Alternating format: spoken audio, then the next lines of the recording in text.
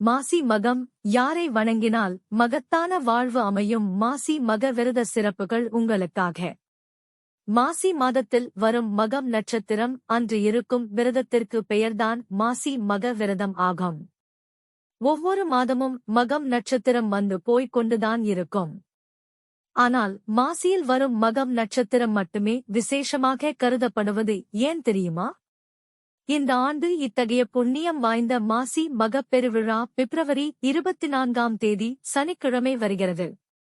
பிப்ரவரி 23ஆம் தேதி மாலை 04:55 மணிக்கு தொடங்கி பிப்ரவரி 25ஆம் தேதி மாலை 06:51 வரை பௌர்ணமி திதி உள்ளது. மக நட்சத்திரம் பிப்ரவரி 23ஆம் தேதி இரவு 08:40 மணிக்கு தொடங்கி பிப்ரவரி 24ஆம் தேதி இரவு 11:05 வரை மகம் நட்சத்திரமும் உள்ளது. இதனால் பிப்ரவரி 24ஆம் தேதி காலை முதல் மாலை வரை எந்த நேரத்தில் வேண்டுமானாலும் புனித நீராடலாம். புனித நீராட முடியாதவர்கள் வீட்டிலேயே விரதம் இருந்து சிவ பெருமானையும் பார்வதி தேவியையும் மனதார நினைத்து பிரார்த்தனை செய்யலாம். இந்த நாளில் முன்னோர்களுக்கு தர்ப்பணம் அளிப்பதாலும் 7 தலைமுறை பாவம் தீரும் என்பது ஐதீகம். அதை பற்றிய விரிவான தகவல்களைதான் இந்த பதிவின் மூலம் தெரிந்து கொள்ள இருக்கிறோம். வாருங்கள் பதிவிற்குள் போகலாம். மகத்தில் பிறந்தால் ஜெகத்தை ஆளலாம் என்பது ஜோதிட பழமொழி. அதாவது மகம் நட்சத்திரத்தில் பிறந்தவர்கள் இந்த உலகத்தையே ஆளும் தகுதியும் திறனும் உடையவர்களாக இருப்பார்களாம். மேலும் மகம் நட்சத்திரம் ஆனது பித்ருகளுக்கு உரிய நட்சத்திரமாகவும் பார்க்கப்படுகிறது. மாசி மகம் அன்று பௌர்ணமியும் சேர்ந்து வரும்.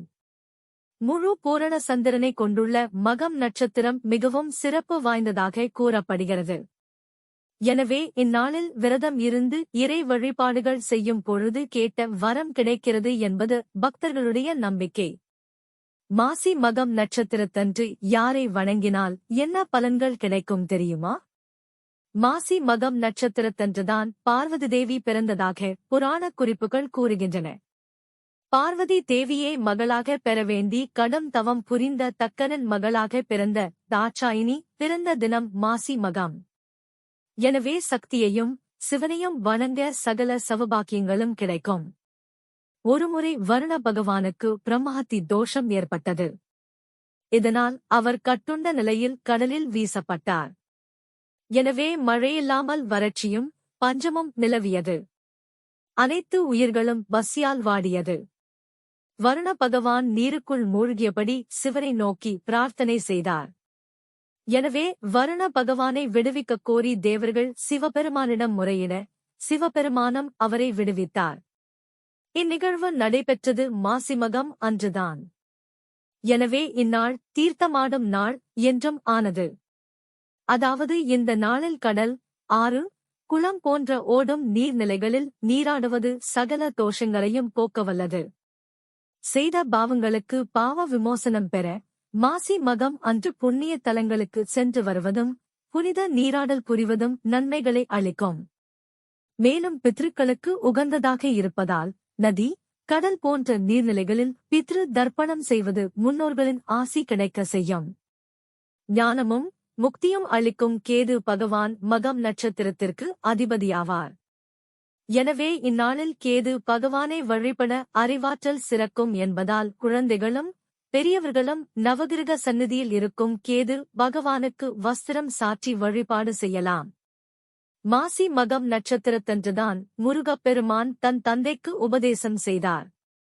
ஆகவே முருகப்பெருமானையும் இந்நாளில் வழிபடுபவர்களுக்கு நினைத்ததெல்லாம் நடக்கக்கூடிய வாய்ப்புகள் உண்டு. பெருமாள் வராக அவதாரம் புரிந்து பாதாளத்தில் சிக்கிக் கொண்டிருந்த பூமியை மீட்டெடுத்த நாளும் மாசி மகம் நட்சத்திரத்தன்றுதான்.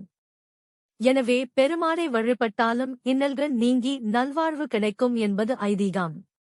ஆகவே இந்நாளில் புனித தீர்த்தங்களில் நீராடி உபவாசமிருந்து குலதெய்வத்தையும் பித்ருக்களையும் இஷ்ட தெய்வங்களையும் என்ற அனைத்து விதமான வழிபாடுகள் செய்வதும் சிறப்பானதாக கருதப்படுகிறது.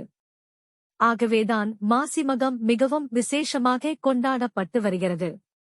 இந்நாளில் விரதமிருந்து சிவன் கோவிலுக்கு சென்று தேவாரம், திருவாசகம் பாடுபவர்களுக்கு பாவங்கள் நீங்கி செல்வ செழிப்பான சுகபோக வாழ்க்கை அமைவதாக ஐதீகம் உள்ளது.